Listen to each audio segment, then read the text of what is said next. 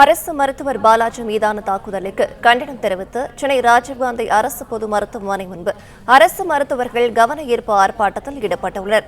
கூடுதல் விவரங்களை வழங்குகிறார் நம்முடைய செய்தியாளர் மகேந்திரன். வணக்கம். இது தொடர்பான மேலும் விவரங்கள்.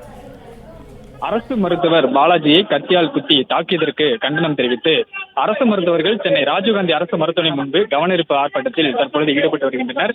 கிண்டி கலைஞர் நூற்றாண்டு அரசு மருத்துவமனையிலேயே அரசு மருத்துவரை விக்னேஷ் என்கிற இளைஞர் கத்தியால் கொடூரமாக தாக்கியது பெரும் பரபரப்பை ஏற்படுத்தியிருந்தது. அரசு மருத்துவர்கள் மீதான தாக்குதலை கண்டித்தும் பல்வேறு கோரிக்கைகளை வலியுறுத்தியும் அரசு மருத்துவர்கள் கருப்பு பேட்ச் அணிந்து தற்பொழுது இந்த கவன ஈர்ப்பு ஆர்ப்பாட்டத்தில் ஈடுபட்டு வருகின்றனர். முன்னதாக நேற்று வேலைநிறுத்த போராட்டத்தில் ஈடுபட உள்ளதாக அறிவித்திருந்த நிலையில் அமைச்சர் மற்றும் அதிகாரிகளுடன் நடைபெற்ற பேச்சுவார்த்தைக்கு பிறகு அதனை வாபஸ் பெற்று தற்பொழுது இந்த தமிழ்நாடு முழுவதும் ஆங்காங்கே கவன ஈர்ப்பு ஆர்ப்பாட்டத்தில் அரசு மருத்துவர்கள் ஈடுபட்டு வருகின்றனர்.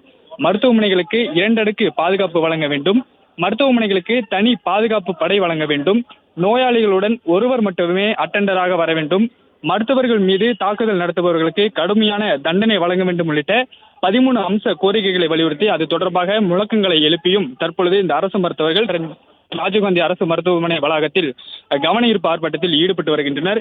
இந்த கோரிக்கைகளை 3 நாட்களில் நிறைவேற்றி ஆணை பிறப்பிக்க வேண்டும், இல்லை என்றால் அடுத்த கட்ட போராட்டம் நடைபெறும் என்றும் தற்பொழுது அவர்கள் அந்த முழக்கமிட்டு அரசு மருத்துவர்கள் கவன ஈர்ப்பு ஆர்ப்பாட்டத்தில் ஈடுபட்டு வருகின்றனர்.